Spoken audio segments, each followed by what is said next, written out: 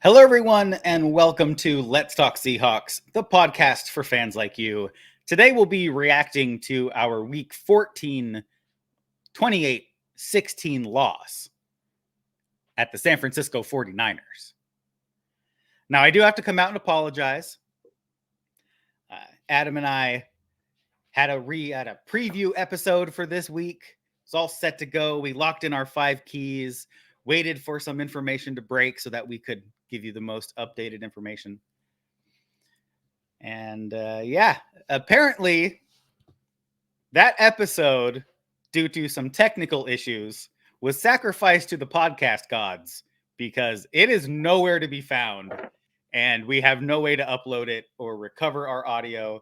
And instead of going and trying to recreate an episode, we're just going to admit that, yeah, I probably messed up and accidentally did something stupid with that. Well, and I'm gonna defend Robbie a little bit here. We've changed up the format a little bit. We have been doing these as live broadcasts, and we're starting to try and transition to where we're having recording set. That way, we can get these out to you at a better time, so people can see these when they go up and be notified about it, as opposed to us having our live recordings in the middle of the night, which is usually when both of us are available.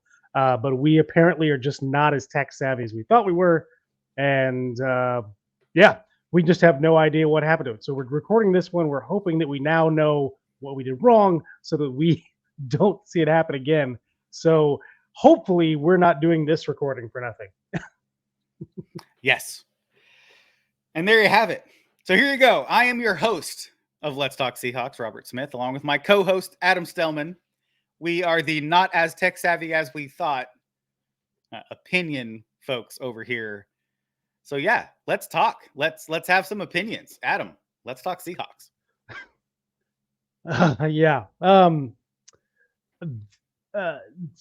Man, we're getting this one out a lot later than we normally would, and I think it's because the two of us really didn't. At least for me, I don't want to speak for Robert on this. For me, getting around to doing this podcast, it was really hard for me to find a way to do this podcast without losing my mind, because this was a bad game. We lost, obviously, which is always bad.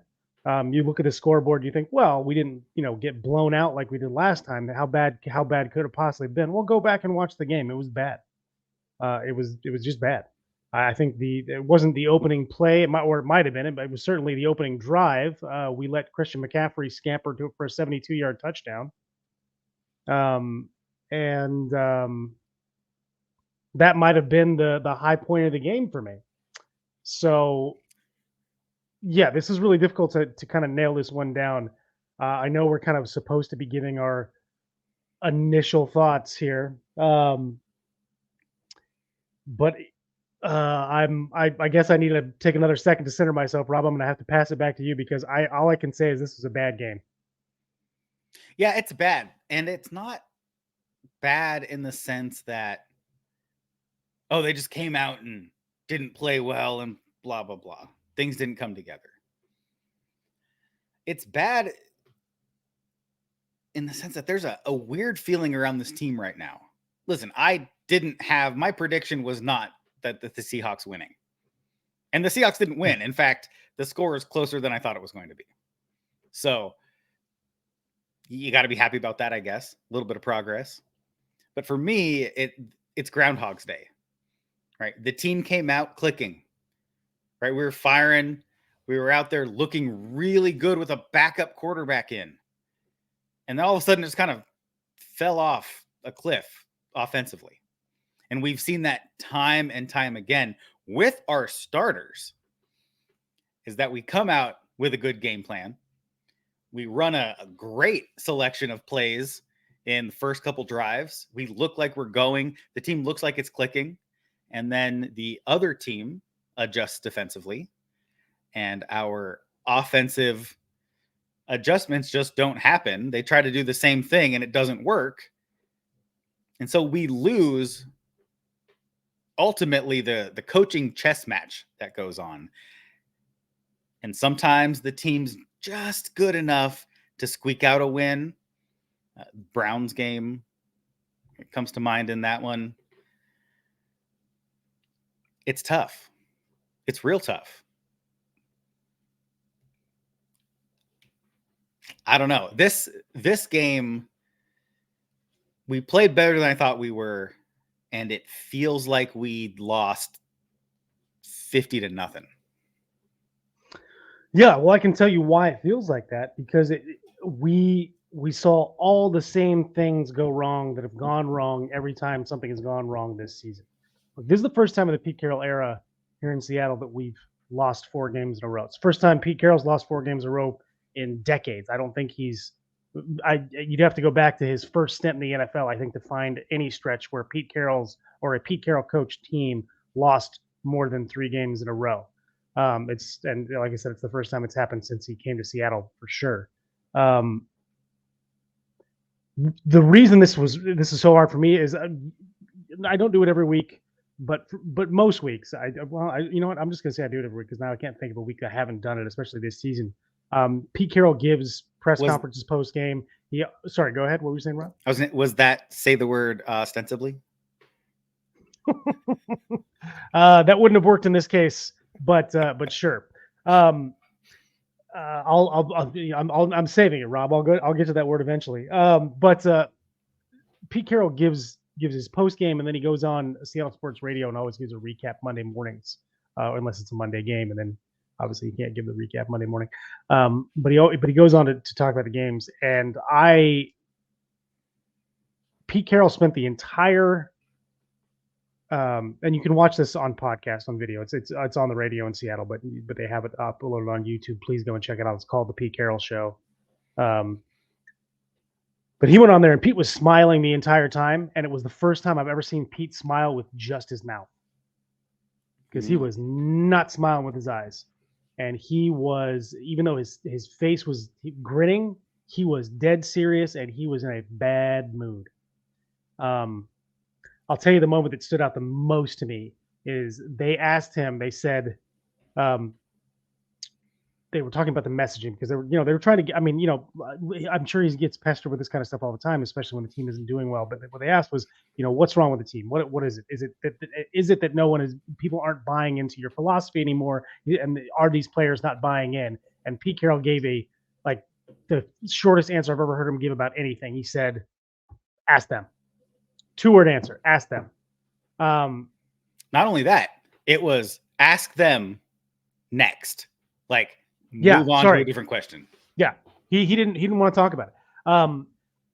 I'm not going to go out and say that Pete Carroll has lost this locker room, because I'm not in the locker room. I have no grounds to say that. But man, looking at Pete Carroll, it feels like he's lost something. I don't know what. Maybe it was just the game. Maybe it was just because it was his first time, and since getting here, he lost 4 games in a row. I don't know what it was, but I've never seen that Pete Carroll before. I've never seen it. I didn't really, I wasn't watching him much in college because, I couldn't stand USC. I'm a Pac-12 guy, but I'm a Northwest Pac-12 guy. Yeah, it hurt. It hurt me to see Pete Carroll like that, because that's not the coach I know. And I don't know if that's a good thing or a bad thing. I'm hoping that it's a good thing. I'm hoping that this means he is going to make some changes, take control, and do what he has to do to not lose another game this season. But it could also be that he's just defeated and he's done.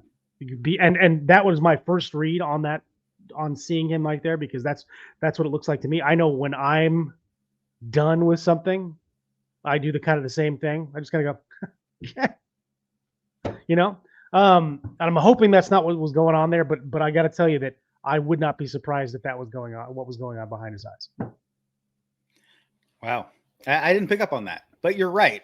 And sometimes we all put on the PR face, or, you get to an event that you have to go to, or somebody's throwing a party you got to attend. And so you pull up in your car and you kind of have that deep sigh, and get out of the car, and then you're like, all right, let me put the smile on, go in there and do what I have to do. Shake, cousin Lucy's hand or whatever, and then get out of there as quickly as I can. And it's what you're saying is that was probably Pete Carroll there Monday. I'm obligated to do this show. Let's just get it over with and get out. Yeah, that's what it looked like to me.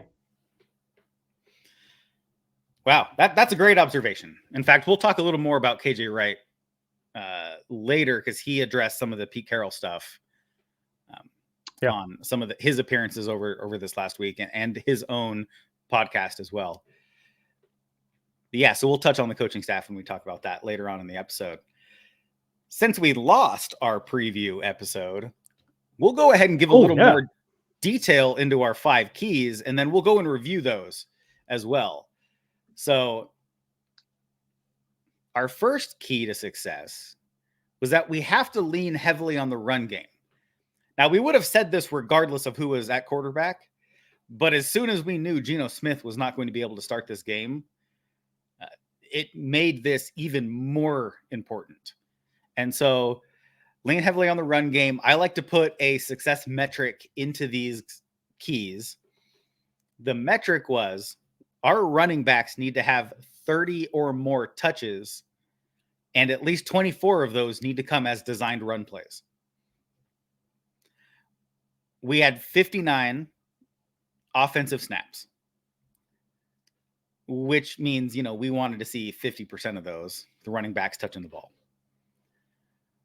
Well, we had 25 total running back touches because Walker, I think Charbonnet had a reception as well. I think Walker had 4 receptions. Charbonnet had 1.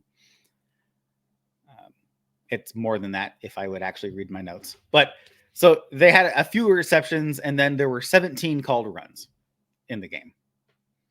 That's not going to get it done. A lot of that might be, we're down late, we're going to throw the ball. But if you go play by play in this game, there were definitely other opportunities where they could have leaned a little heavier into the run game. And I'm not going to take anything away from San Francisco's defense. They have a stout run defense, but you have to run the ball to set up play action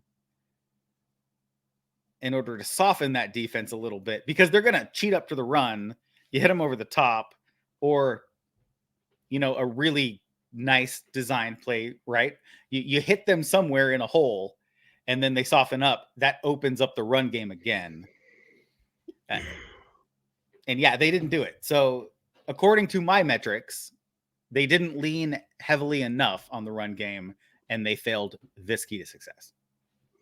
Yeah, I mean, I don't really have much more to say other than they absolutely failed this key to success. But I do want to kind of say this because I know we do these keys to success every week, and unfortunately, people. I mean, hopefully, maybe it'll pop up before we get this thing posted, and we'll be able to post our pregame show too. Who knows?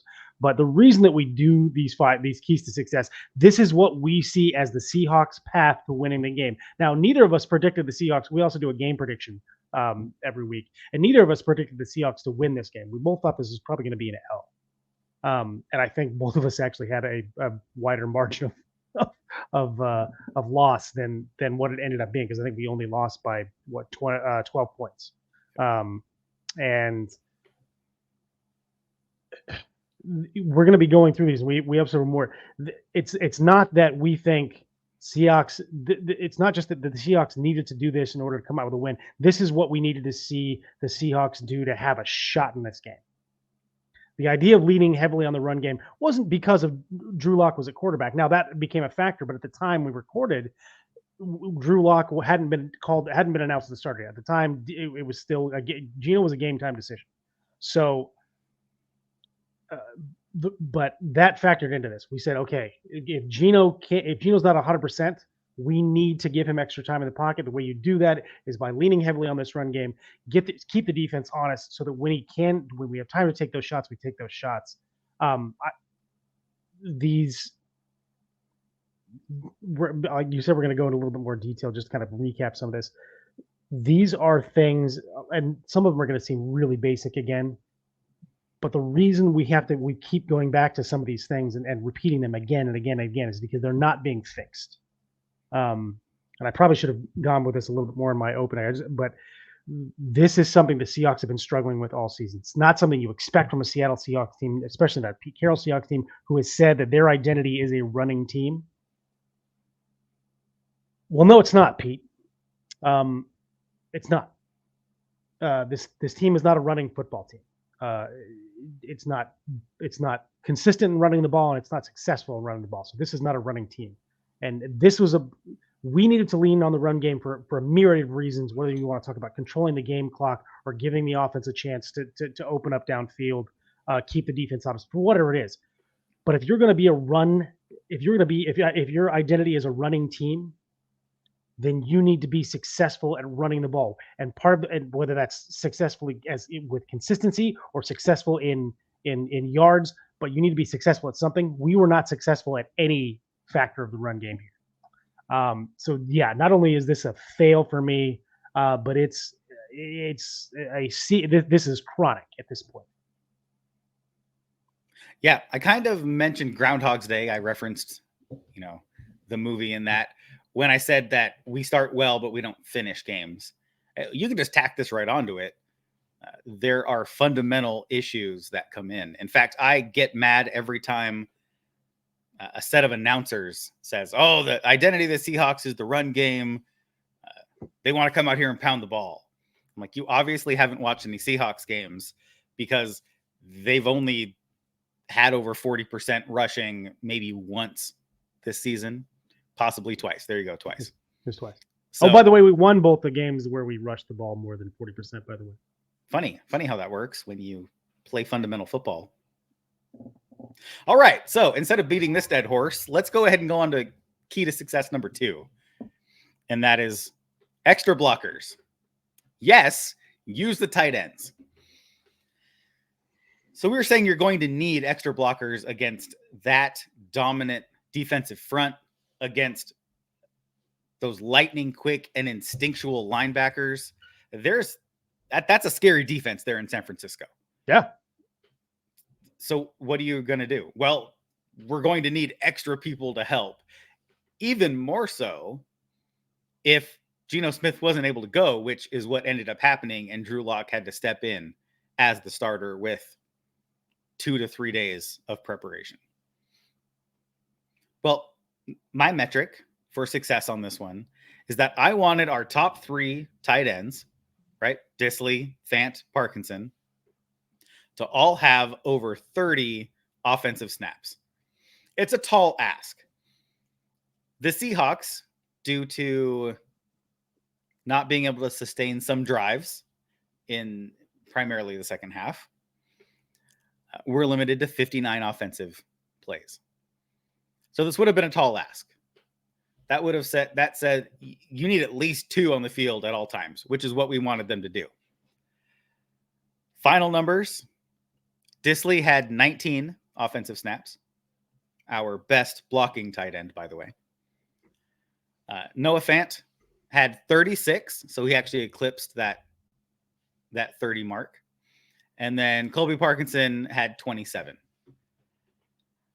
Close, but no cigar on that one. So I got to give that one a fail. It was a tall ask, but it was something that if you're scheming to protect a backup quarterback and be able to keep a dominant defense at bay, something that definitely should have been addressed. Yeah, it'd be interesting. And I know that you didn't know I was going to ask this. I wasn't going to say this, so you may not have this stat ready to go. It'd be interesting to see how many of those snaps that they received were were they in a pattern? Did they run a route, or were they in for blocking? And how often they were on the field together. My guess is we did with Dissly only getting 19 snaps. My guess is we were in 11 personnel for more than 50% of all the tight end snaps, and it was either Fant or Parkinson out there as that single tight end on the field. I know in the tight end screen that Parkinson scored on, he was the only tight end on the field. But yeah, look. Watching the 49ers defense this game looked a lot like the Cowboys defense last week. especially that last drive where we couldn't seem to get 5 guys blocked with 5 guys. Instead, we got 3 or 4 or maybe 4 guys blocked with 5 guys, and there was always a free rusher coming in, bearing down on Geno Smith. This week, they were just bearing down on Drew Lock. And I just don't get it. I just don't get it. Offensive coordinator is a former tight ends coach. We have the most complete tight end room in the NFL.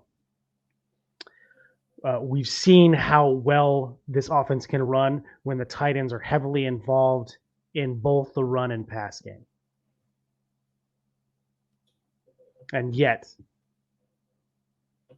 we do everything we can to not put these guys on the field, it seems like. I know that Pete Carroll, this is something Pete Carroll said, and I've already called BS on it because it hasn't been this way in quite a long time. But I get that we want to play our game and they're going to have to stop us. Well, everybody's been stopping us, so let's stop playing this game. Instead, let's play the game that we have the personnel for, and that is 12 and 13 personnel for the majority of the game, getting our speedster to the edge when he's out there in a running pattern, or blocking for our receiving backs out of the end. Because when our tight ends block for our running backs, good things happen. We almost have to go to last year to prove it, but this again, I've already said it. These are chronic failures that the Seahawks have been having this season, and this is just another one on the offense. We don't have an effective run game, and we don't effectively use our tight ends. Yeah, and in fact, I did pull up those stats while you were talking. Thank you for giving me ample time to get this pulled up. That's why I talk so much. It's just to give you time to pull up stats. So the breakdown for the tight ends, of the 19 snaps that Dissly had, he was out running a pattern, running a route on 7 of those snaps. He was pass blocking on 5 and run blocking on 7. Colby Parkinson had 27 total snaps. He was out running a route on 16. He was pass blocking on 3 and run blocking on 8. And then last but definitely not least, Noah Fant with his 36 total snaps. 22 of them came running a route. And then we had 3 pass block and 11 run block. So it looks like the total here was the fact that they used tight ends to help pass block on 11 snaps of that game. And we don't know. I mean, I could, if I went in and actually charted each play, I could tell us this number, but just looking at the snaps, we don't know if there were 2 guys blocking on one play or not, and they only had 3 receivers out in a pattern. So that would 11 out of 59 snaps. 11 out of 59. They used an extra blocker to help the quarterback there. Yeah, rough. Yeah, I mean, I don't think that's going to get it done. Basically 1/6 of the time we had an extra blocker in. Yeah. Well, I know it didn't. It's not going to get it done because it didn't. So. Fair enough. And if you want to break that down even more, you can say a quarter of the time, because 42 of our 59 overall snaps were pass plays. Well, there you go. All right. Not good enough. Not good enough. All right. So they fail that particular key to success as well. Moving on to number 3, we all know the 49ers have great playmakers. So we said key on 23. Got to get a little rhyming in there. Makes it easy to remember. Apparently that mnemonic did not make its way to Seattle. But there you go. Success metric is we had to keep Christian McCaffrey within 100 all-purpose yards. That in and of itself is a tall ask. That's a great game, or a good game, for 80% of the NFL. That is a below average game for Christian McCaffrey. It was a tall ask, and it was almost immediately failed when he ripped off that 70 plus yard, whatever it was, rush, 72 yard carry that he had there in the first quarter. Yeah. We did nothing to stop Christian McCaffrey from doing just whatever he wanted, whether it was running routes or running the ball down our throats.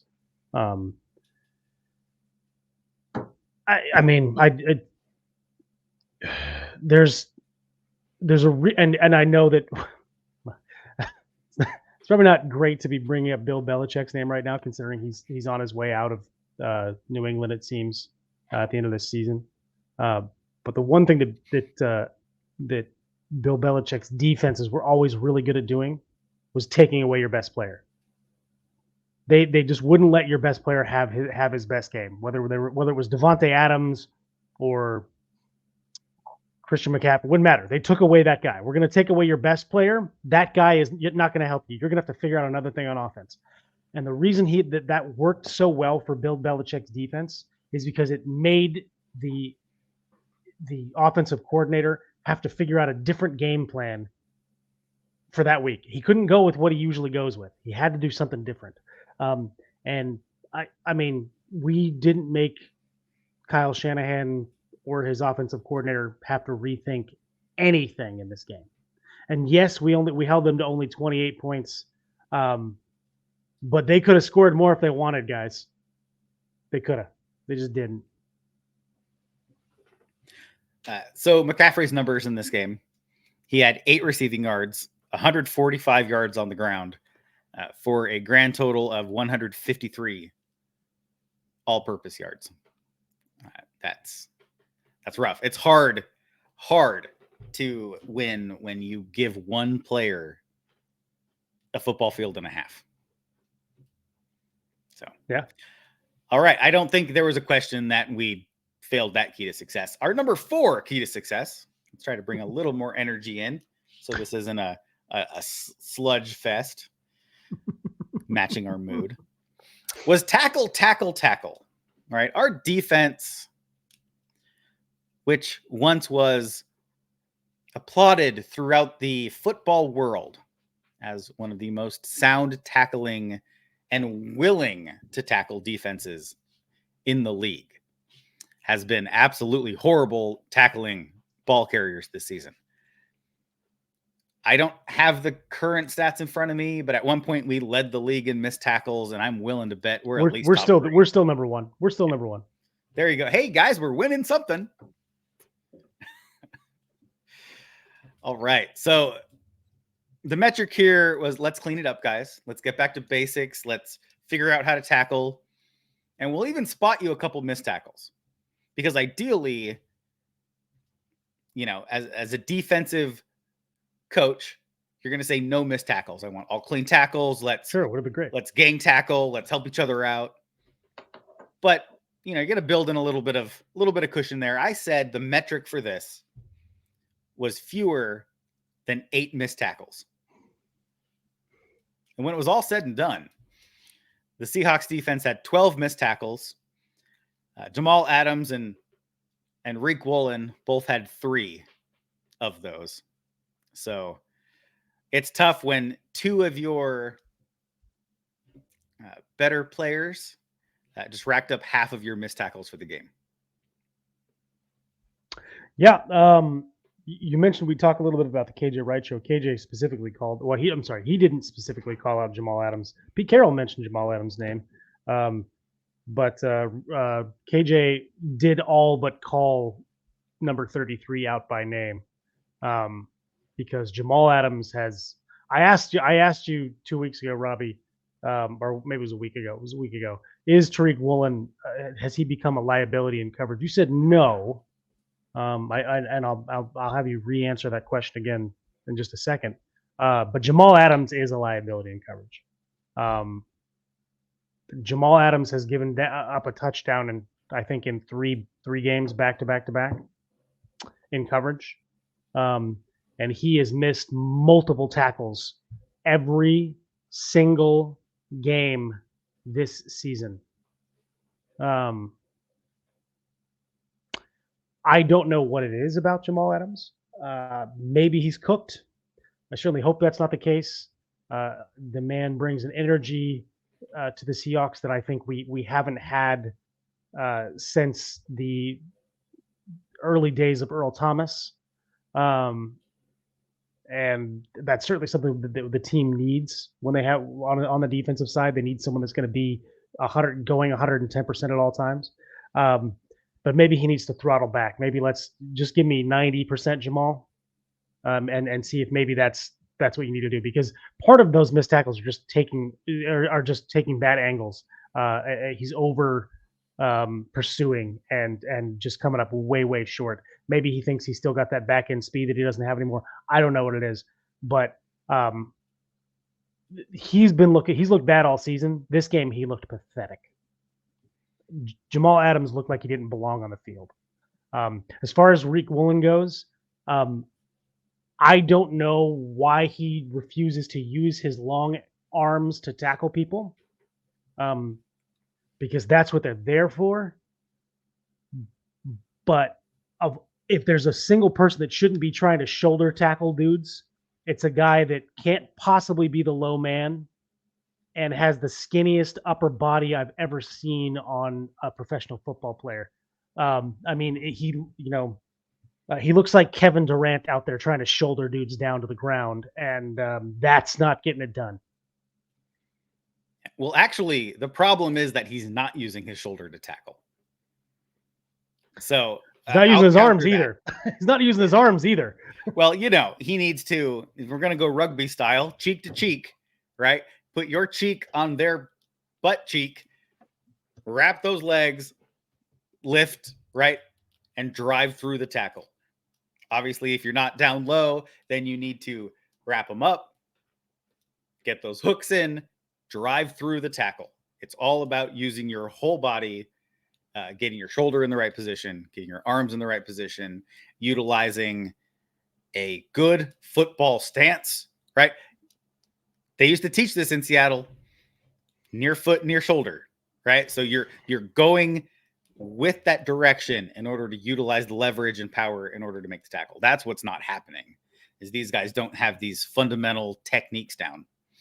But if you want to talk about liability, I'm not going to say that Tariq Woolen is a liability. And I know you brought that up before. Yes, he has not looked great. Definitely is having a sophomore kind of slump, little drop off. But let's look. Okay, so Devin Witherspoon only played 7 snaps this game before he got injured and went out in the first quarter. Mm-hmm. Mike Jackson is the one that came in for him, and he actually played really well. I'm going to say he was our best defensive back after Witherspoon went out. Not a high bar to clear at this point, but okay. Well, so he held Brock Purdy, and these are snapshots. These are just the coverages that this particular defensive back was responsible for. But Mike Jackson held Brock Purdy to a 64.6 NFL passer rating when he was targeted. That's pretty respectable. Devin Witherspoon had a 39.6 in those 7 snaps before he went out, but you can't look at that small sample size. Tariq Woolen had a 91.7, and he was the second best defensive back on the team. So you can't say he's the liability on the field. I can't say he's the only one. No, Julian Love, 109.7. Quandre Diggs, 118.8. And the kicker here is our highly paid Jamal Adams with 149.3. That's 4 points off the maximum passer rating you can allow. So I'm going to say Tariq Woolen is not the liability as far as coverage goes. I think our safeties need to communicate a little better because they're all skilled. We've said it countless times on this podcast. Our defensive backs are loaded and they're talented. So they need to figure it out. What's going on here? But kudos to Mike Jackson for coming in. In fact, Pete Carroll said he had a great week of practice. So they felt comfortable with him being the next man up because Trey Brown is dealing with a nagging injury throughout the week. He was on the injury report. So they knew he might not be able to go as that other corner that came in. Because normally Trey Brown comes in, Trey Brown would be Witherspoon the guy, goes to the slot. But Mike Jackson came in, and then he replaced Witherspoon, and Witherspoon went out injured. He had a great game. So hats off to Mike Jackson. Thank you for coming in and at least playing some respectable defense. Yeah. Let's see. This key was on tackling. We kind of went off topic a little bit, but the numbers don't lie. And at some point, the Seahawks need to consult their statistics staff to figure out exactly where they need to make some changes. These missed tackles are becoming a big problem. We saw it last year when Darrell Taylor was basically a turnstile in the run game. And he has taken steps. He has greatly improved. He probably would not be my friend if he heard our podcast last year. And we might not have said the nicest things this year, but at least gave him credit where credit is due. He's great at what Darrell he Taylor. does. Darrell Taylor is he's a fantastic pass rusher. Darrell Taylor is a fantastic pass rusher. Maybe the best pure pass rusher we have on this team currently. And I love seeing him out there on passing downs when he can pin his ears back and get after the quarterback. And I don't hate seeing him out there now that Uchenna is no longer available because he has stepped his game up in a big way. It's still not great. I still don't want him setting an edge if we can avoid it. But he's much better than last year. And right now, he's a much better tackler than the guys behind him. So, yeah. All right. Moving on to our fifth and what will actually be fifth, sixth, seventh keys to success. And that's a little play on words, right? A yakety yak, get a strip sack. So this was the 49ers eat. They live off of yards after the catch and yards after contact, right? You got to give credit to both the run game and the pass game here. And then we tried to slip in an extra one because we feel that the defense needed to do something to help out the offense in this game. So let's break these down. The metric for this was that we needed to hold the 49ers below their season average in yak and yak, right? After the catch and after contact. So we'll look at that one first. San Francisco leads the NFL with 6.9 average yards after catch. Leads the NFL. In fact, they have tied or led the NFL in that statistical category every year since 2018. What happened that year? I'm just going to go with little man. Kyle Shanahan's offense was installed there, and that's basically how that offense is designed. Get guys in space, let them do what they do, hit them on the run. We're looking at accurate passing with good play design to open these guys up to be able to have space. The best thing for Christian McCaffrey was to go to San Francisco because he is tailor-made for that offense. This game, right, the goal was to hold them below those season averages. And 6.9 yards after catch, and it was 3.22 yards after contact in the run game. So in the run game, we held them to 3.77 yards after contact, coming close, but still not achieving that metric by a half a yard. In the pass game, however, we just decided they could do whatever they wanted because their season average was 6.9 yards after catch. And in this game, the Seahawks gave up 9.5 yards after catch per reception. So there's more calculations involved. So basically, if they got a first down pretty much every time they threw the ball. Every time they received the ball. Yeah. Every time there was a completed reception. Yeah. Yeah. Not great. Not great. No. Not so great. we definitely fail the yakety yak part. Now, if we look at the second part, get a strip sack, right? It's just a play on words to, Yeah.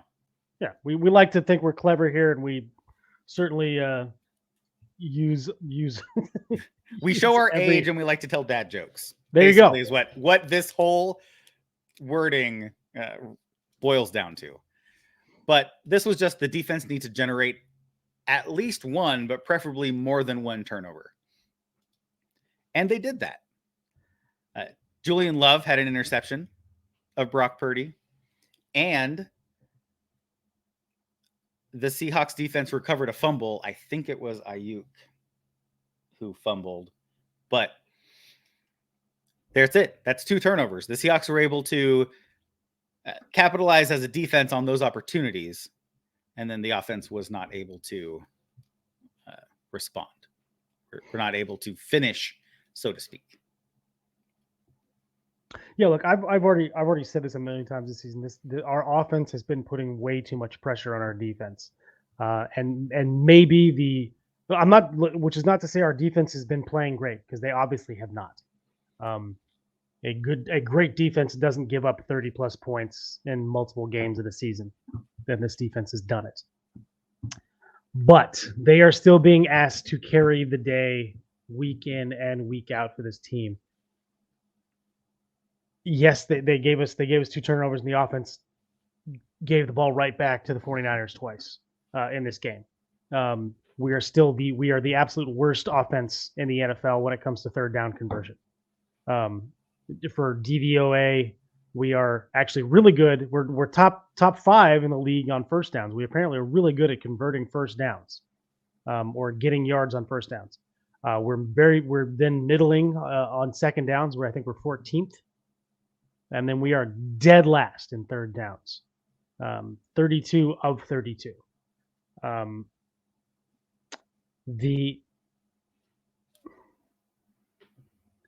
It's really hard to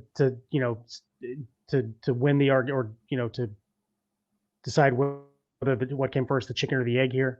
I don't know that this defense would be a really great defense if the offense was better. I don't, and I don't know that because every time we've seen this offense get going, the defense has let us down, or at least not been very good. But the defense has been stellar at times this season, and in those games, the offense has been the problem. So I don't know what the answer is here, but even if our defense does give us extra opportunities, we can't turn those into points anyway. So I'm going to give us a half a grade on this, I guess. Yes, we technically hit our what's the word I'm looking for? Metric on this, but we didn't do anything with it. So I'm only giving us a half a grade on this. We've got to put together a complete game at some point this season. It still hasn't happened. And we're more than 3/4 through the season. So I don't know if it's going to happen. If it's going to happen, hopefully it happens sooner rather than later. But I would not be surprised if we just don't see a complete game from the Seahawks this season.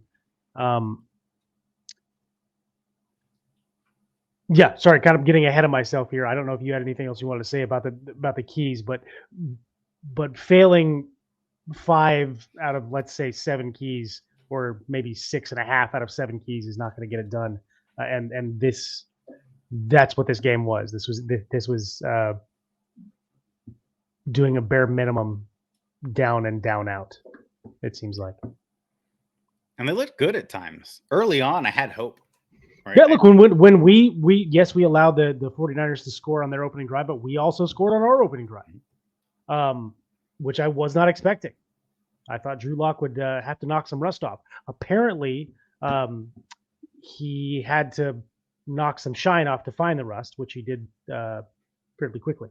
But But yeah, look, we had a chance this game.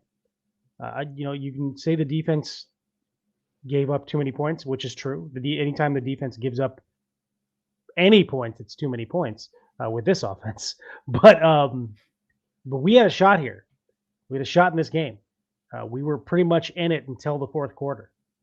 The third quarter, if we get that 2-point conversion at the end of the third quarter, we're a field goal away from tying this game back up. And then, of course, we gave the ball away twice, and the defense wasn't able to stand their ground. We're kind of getting. I'm kind of starting to cheat on my final thoughts. I don't know if you have anything you want to go. I know you have stuff you want to get to before we wrap this up. So I do want to try and find some positive here before we get to the very end. So here's what I'm going to say. The title of this broadcast or this podcast episode is, they say it's always darkest before the dawn. I chose that specifically because I don't think it can get any worse, at least from my perspective as a fan. I don't know what's worse than losing twice to San Francisco this much or this bad in a season, and now looking like we're going to miss the playoffs. I don't know I don't know how it can get any worse. Because even if we lose another game, if we don't make the playoffs this season, that's fine. I don't expect it at this point. If we lose every game, that's just going to mean a better draft pick. It's not going to. I don't think the Seahawks are going to be able to show me anything new that's going to disappoint me this season. So I don't think it can get any worse as a fan right now. I think it can only get better from here on out. I know that's a very poor silver lining, but I do think that Pete Carroll's had his own kind of come to Jesus moment, which is a phrase he's used before. And yeah, I can only see things getting better from here on out. And I say that knowing we still have 4 games left in this season, but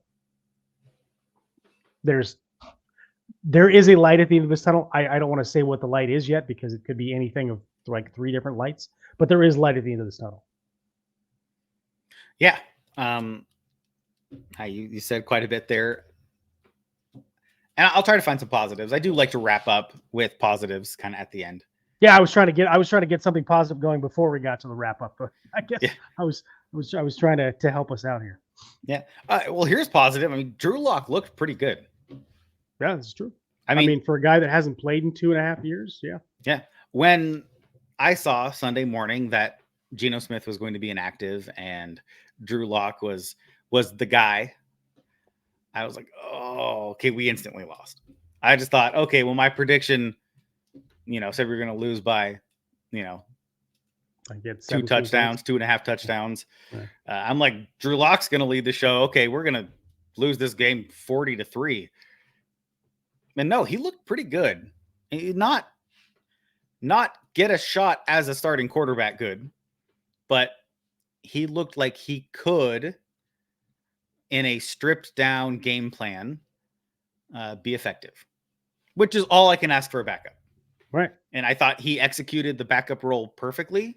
He showed that he still has a bit of life in his legs. He has a lively arm still. Yeah. I mean, there was a lot to be positive with looking at Drew Lock's performance, especially knowing that Geno Smith got that injury in practice on Wednesday or Thursday, which means Drew Lock got the word. We're just going to say Thursday at the earliest that, hey man, you need to get ready because we don't know what's going on with Geno.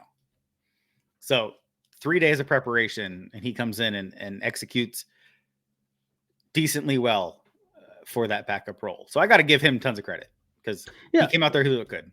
Yeah. Look, if we find out that Geno can't go for week 15, I don't think it's going to change my mind about how the team's going to do in the game. I don't think that's going to be a factor because I think that Drew Lock's shown that he can execute Shane Waldron's offense at least competently. So yeah, I mean, we, and I don't want to get too far ahead of myself. We'll eventually get to our season wrap up here. There are still, and I know it's hard to tell that I think this, considering how this podcast is gone, but there are still lots and lots of positives to take away from this season. Boye Mafe it's got to be one of the best year 2 leaps of any Seahawk ever. Devin Witherspoon looks like he was a great pick at number 5. There are pieces to build the future of this franchise with on this team right now. We've done a great job drafting. I think we have 2 bookend tackles, which is great. Not that I don't know that half the teams in the NFL can say that. We have 1 surefire all-star at the running back, and I think possibly 2 or 3. I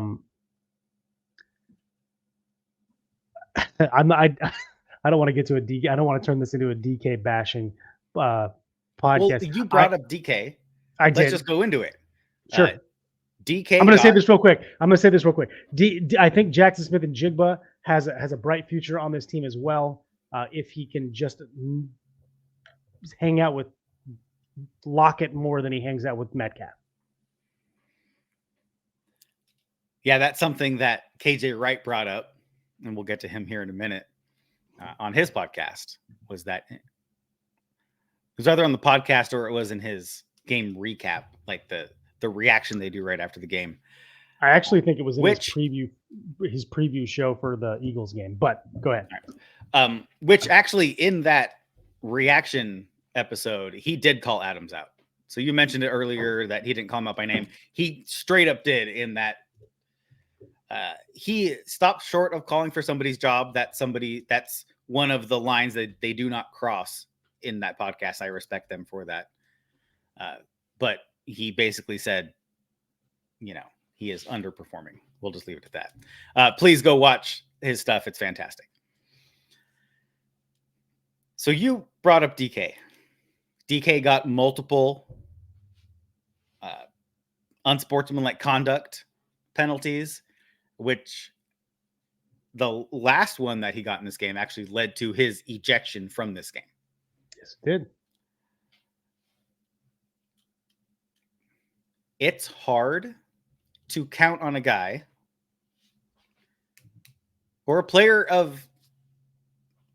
in general, just count on a player if at any moment something could happen and this player loses their cool. And we're seeing that with DK. You used to say, "Oh, that's competitive fire." Right? He's out there, he's getting fired up about the game. But what, DK is 26 now? 27, something along those lines. I mean, he is a fair amount of years into adulthood. He should be able to act like an adult and control his emotions, control what's going on, because even though I might see DK Metcalf in a different role than a lot of people out there see him, he still hurts the team when he's unavailable to be on the field in situations when they might want to go to him. And he's letting his own issues come back and hurt this club, this organization. It's tough because he was cheap shotted and then retaliated for the cheap shot. But we all know that it's the second guy who gets flagged. Yeah. So what he should have done is restrained himself, let the league take care of it, because they saw that cheap shot. They know that he took a forearm to the back of the head from Fred Warner. The league would have handled that. The league would have levied some fines. The team needs to take action with DK Metcalf. Adam, you brought up the fact that he possibly got benched earlier in the year. That the injury he sat out to rest may actually have been you need to get right with yourself benching. Didn't work. I mean, what can you do? What can you do with with a grown man who doesn't understand that he needs to be an adult in all aspects of his life. I don't know. I'm tempted to call his mom, and I'm only half kidding when I say that. Look, I'm gonna say three points here real quick, and you can tell me your thoughts on them. Point number one: we already know from San Francisco that part of the game plan was to get under DK Metcalf's skin. They said it. They said it in the post game. Multiple players said, we knew that number 14 it was only a matter of time before he blew up on the field, so we just kept going after him until he did it. They're not the only people. They're not the only team in the league that knows that. DK. So this is going to continue to happen. You're going to continue to get cheap shotted. You're going to continue to get targeted during games. It's not going to get better. It's only going to get worse. So what are you going to do about it, DK? Get ejected more? Okay. Blow up more? Okay. So at some point, the Seahawks are going to have to go, what's the cost benefit? The cost benefit analysis here is DK's production on the field worth keeping him around when he continues to not be available on the field because he's getting ejected or costing the team these multiple penalties? And also, what kind of message is that sending to the locker room? And I'm saying that because after the Russell Wilson trade, DK Metcalf took it upon himself to say, I'm going to step up and I'm going to be a leader on this team. It's my time to do that. I now know that, and I'm going to be a leader. He put it on himself. Well, you're not being a leader, DK. Whatever you're doing is the opposite. You're dragging this team down. You are a albatross around the neck of the Seahawks right now. And when I see you dap up JSN after he gets a personal conduct foul or what? I'm sorry. Unsportsmanlike conduct. Thank you. Unsportsmanlike conduct foul. That is not leadership. That's the two bullies in the back of the classroom, both, when they finally meet each other outside the principal's office, telling each other, yeah, cool, we can skip class. Not cool. If that's who you want to be, then go be it somewhere else. Because that's not this team. Yeah. No, I 100%. And that's not JSN's character, right? That was outside of JSN's character to do that. He's never been a player that has character issues on or off the field. But there is a difference in being an example to those around you and being a leader. Because you can be an example in multiple different ways. Yeah. And so DK Metcalf said he was going to be a leader. He was going to step up. And what he's doing instead is he's trying to show that his fire, his passion is a leadership quality, and it's not. What he's doing is he's letting his fire and his passion let him be an example. And right now it's an example of what not to do. So hopefully him and his team,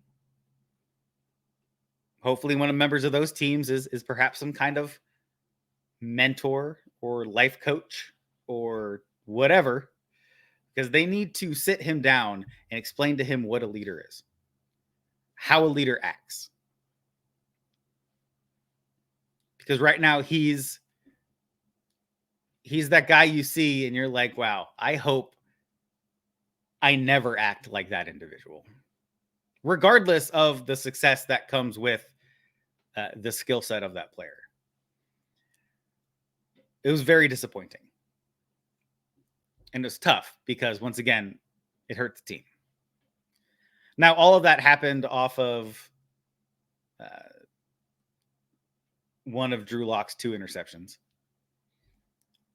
So they were frustrated. That basically sealed the game. It was a rough situation. You still can't do it. It's not going to get any better this year, guys. It's not going to get better from here on out. So, all right, I'm not going to harp on that. It's bad. We're going to talk about it more when we do our sort of state of the franchise.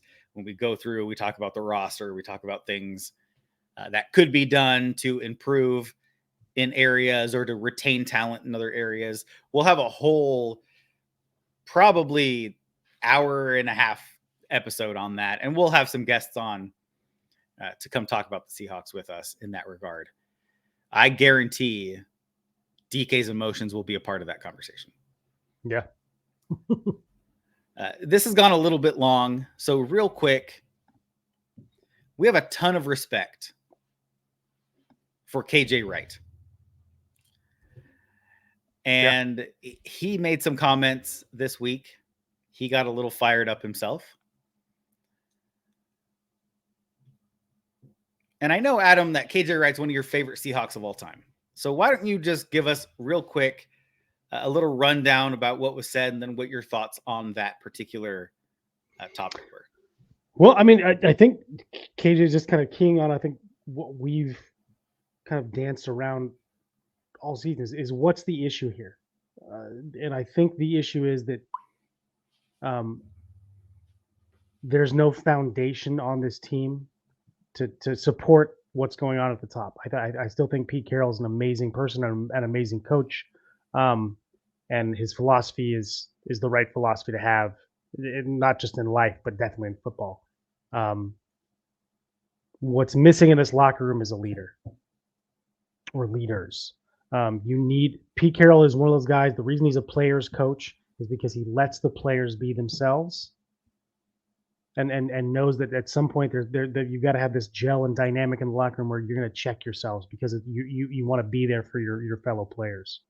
And what KJ keyed on is that he doesn't see that there's enough leadership in the locker room. It's nothing to do with the head coach or coaching staff. Nothing about that. This is just about the players.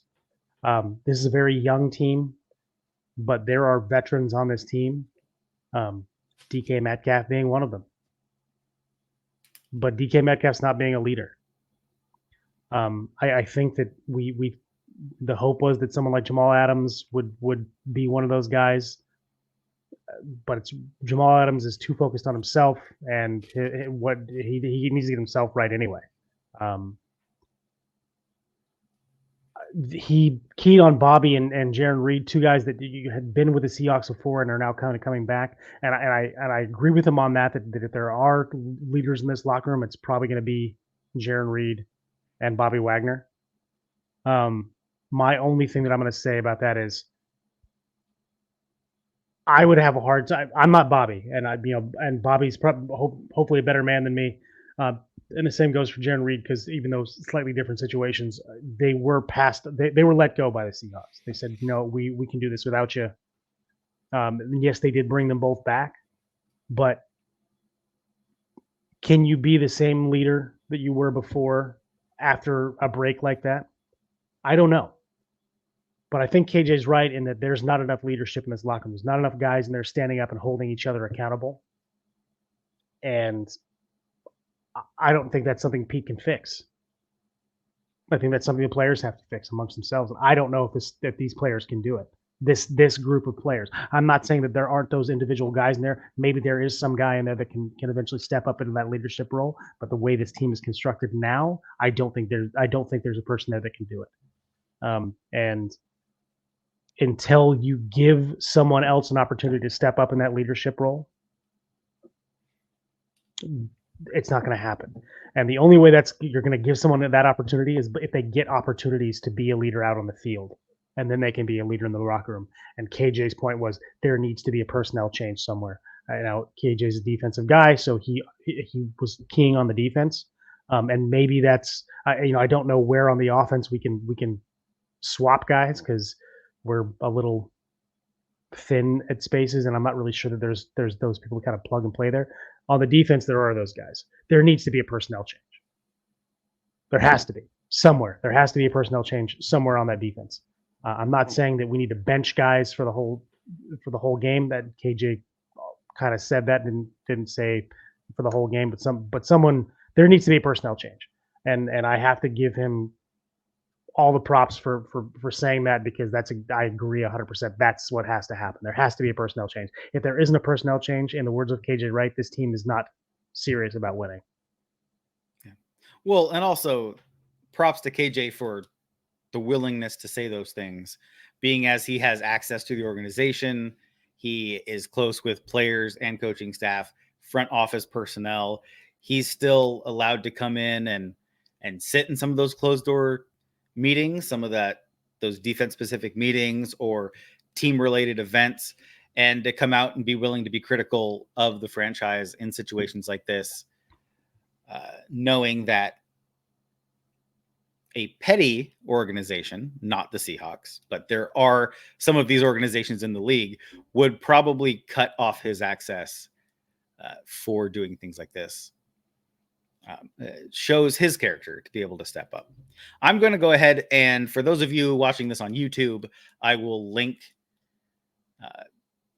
all of these things that we've talked about, KJ Wright's comments, Pete Carroll's comments, in the description. On the podcast, I'll put them in the show notes, so you'll have access to those links as well. Adam, do you have any final thoughts on this game that you may not have already said as we wrap this up? This is the Let's Talk Seahawks podcast, the podcast for fans like you. We do this because we're fans. We do this for you guys because we like interacting with them. We like meeting you guys. We've met some great people thanks to this podcast. Whether it's Mitch and Josh over in England, or any of the numerous of people that we now have contact with in the Seahawks fan world on Twitter or other media platforms.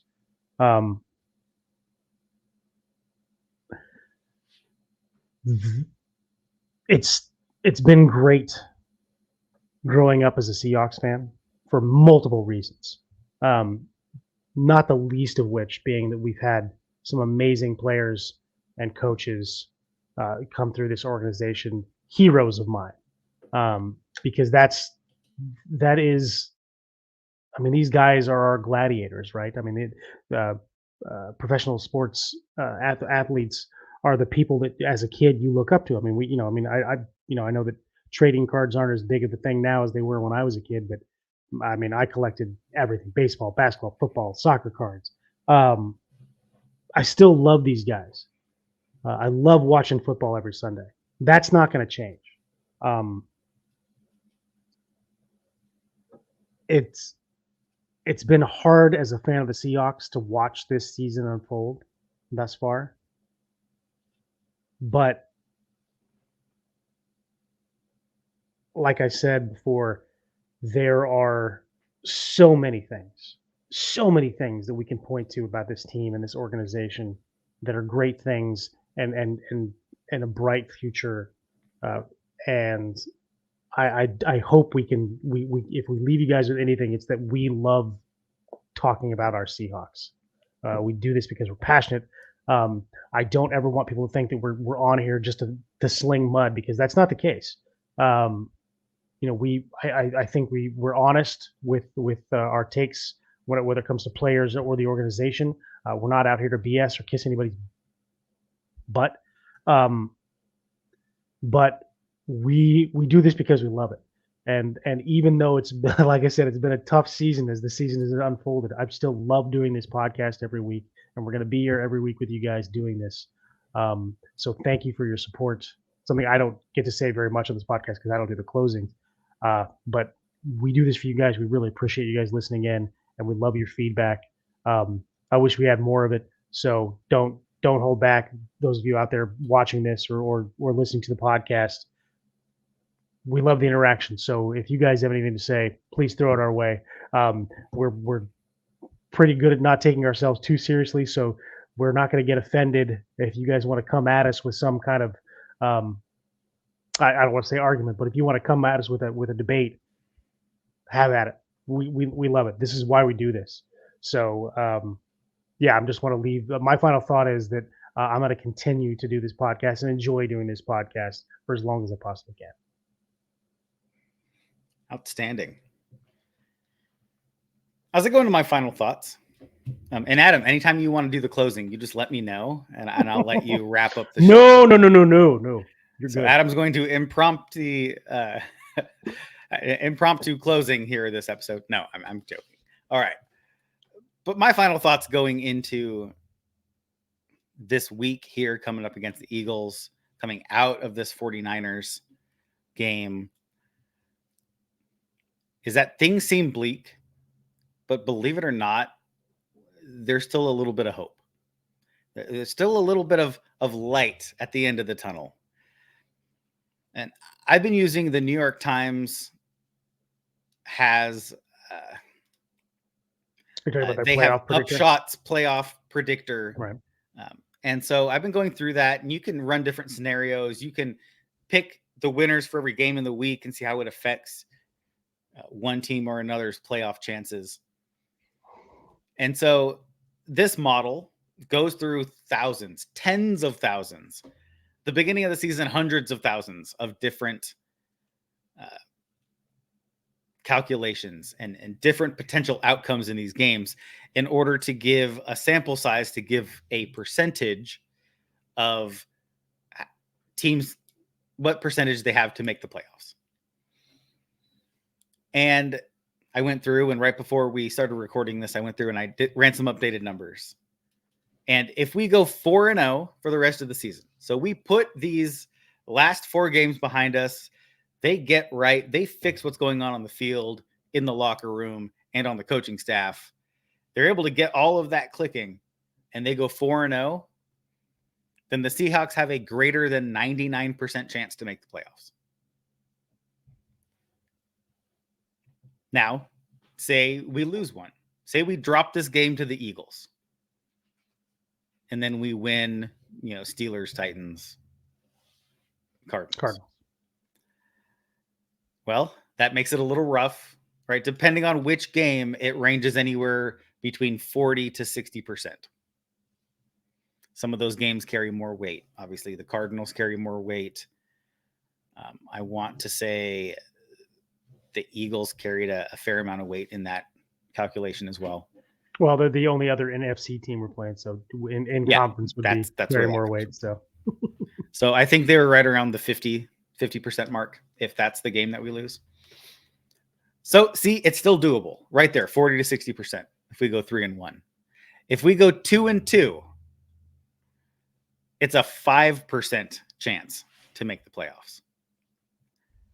And in order for that to be a 5% chance, we still have to beat the Cardinals. That can't be one of the losses. So I'm looking at this here on out. The team has to get right because they don't have time to figure it out. So that's what I'm going to do. I like to be optimistic. If it's nothing that the Russell Wilson era taught us in Seattle, is that there's always a chance that something can happen for you. And how many games did we sit through where, oh my gosh, we're down. They just scored. There's 30 seconds left on the clock. There's no way the team's going to drive down the field and do this. And then a little bit of Russell Wilson magic happens, and Seahawks end up winning the game. It happened more times than the average team out there over that span. And it gave me hope. It gave me this sense of faith in the Seahawks, in the coaching staff, in Pete Carroll in particular. Not to cut into you. I just want to say that it's not just Russell Wilson magic. This may be Seahawks magic, because Geno Smith still leads the league in fourth quarter or game-winning drives since he became the starter for the Seahawks, with 6, I think, is what he has. So this team always has a shot. Yeah. And I was just saying it was the Russell Wilson era that instilled that faith in me. Oh, gotcha. And you're right. We're seeing it with Geno Smith as well. So hold on to that hope. Hold on to that faith. These people are the best at what they do. The coaching staff, the front office personnel, the position coaches, the players, right? They're all top in their fields. They can get this done. I have faith in the Seahawks. I think you should have faith in the Seahawks as well. Yes, this was a very disappointing, heart-wrenching loss to the rival 49ers. But we can see this through to the other side. And so I say stick with the Seahawks, have faith in them, have faith in the coaching staff. We'll see how this unfolds. And regardless of how this unfolds, Adam and I will be here on Let's Talk Seahawks, talking about the ins and outs of Seahawks football and what happens week to week. Thank you for listening. Thank you for watching. If you're on YouTube, please like, subscribe, all that stuff. It helps out the channel. And if you're out there in the audio world, please give us a rating on whichever platform you're on, and leave us some feedback. We will definitely take all of that to heart.